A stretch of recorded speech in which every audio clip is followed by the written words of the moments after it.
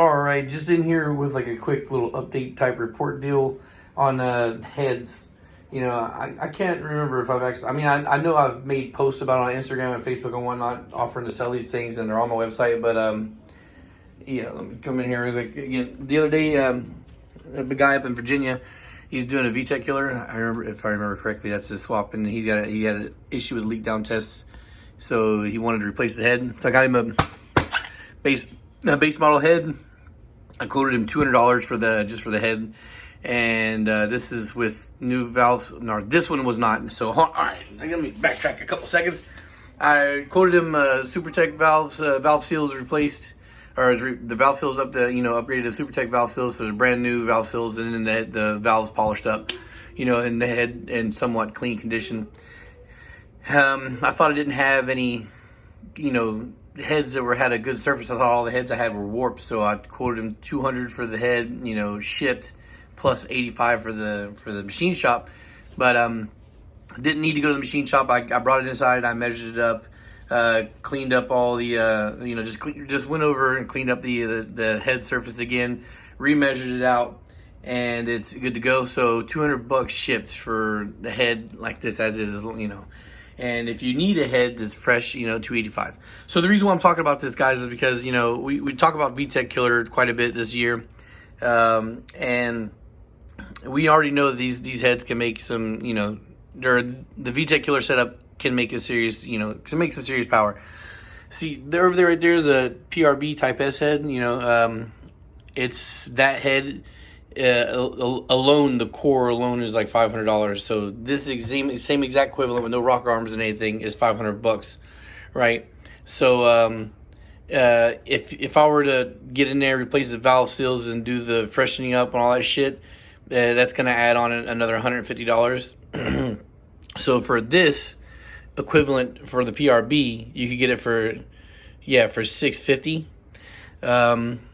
And then, of course, upgraded valve springs and retainers, you can get it for, I think it's around $1,000. I have to make sure to crunch the numbers in my head real quick, but it's around $1,000. Whereas, opposed to the base model head, you can get it, so the valve springs and retainers are like $350.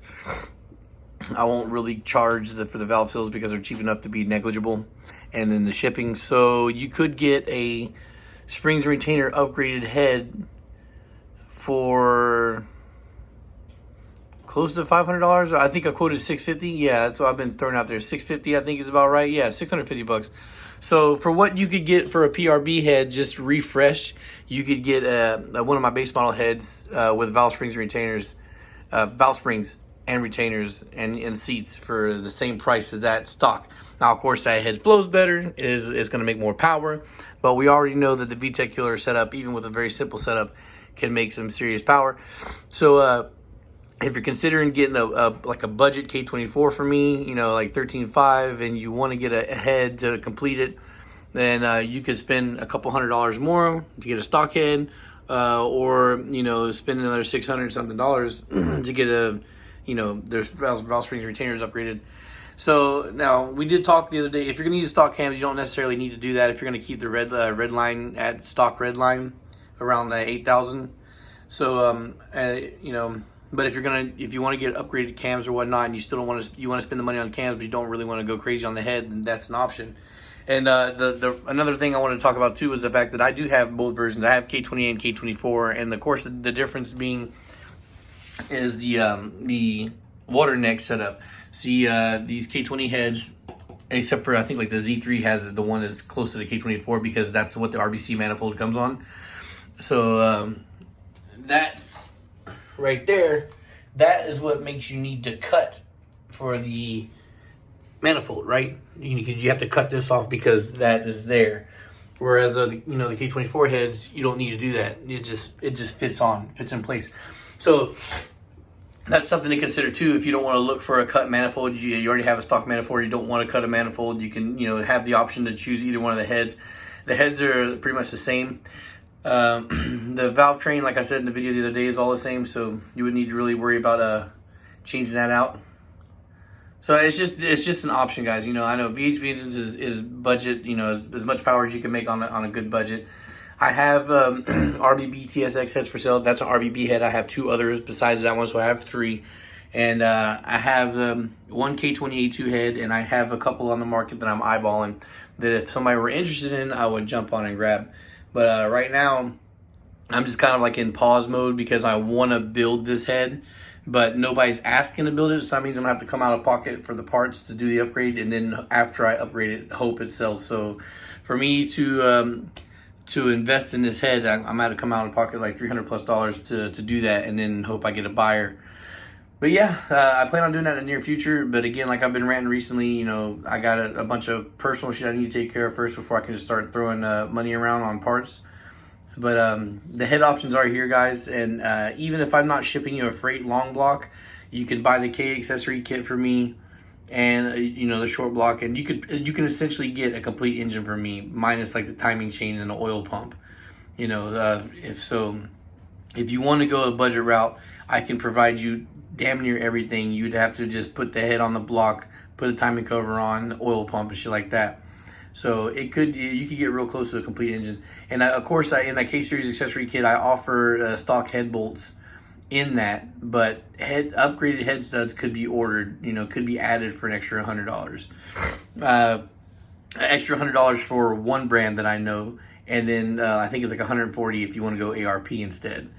Although the cheaper brand, you would think that it's knockoff, but you know, Durf from Durf Tune, you know, that guy, he vouches that he's tuned cars up to 900 horsepower with those studs, so I tend to take his word for it. But anyway, guys, you just, you know, anytime I have options that are somewhat new or just something to give you guys to think about is, you know, something that's doable, I want to share with y'all. Of course, my fees, the baseline fee I give you is including the shipped and labor and the part, but any machine shop fees are extra. Resurfacing the head at my local machine shop is $85. Their turnaround time is generally pretty quick. If I take one to them early enough, I am within the week guaranteed, and sometimes within 24 hours. Although I will remind you guys that I only ship on my off days. On my weekend, I'm off Saturday, Sunday, Monday. And because of the COVID-19 schedule, my 24-hour FedEx that I usually go to is closes at 6 o'clock on Saturday and is open till 8 on the weekdays. So because of the fact that COVID hours shuts it down, it's not 24 hours. That means I can only ship on my off days. I don't have enough time to get up and go to ship during the week. So if you buy something from me during the week, it doesn't ship until the weekend. Every time I ship anything, the pictures of FedEx, of the part on FedEx gets posted, and then of course I DM the tracking info. All right, guys. So just you know, again, quick little update, some things to think about, guys. So you know, you can get budget K power. Yeah.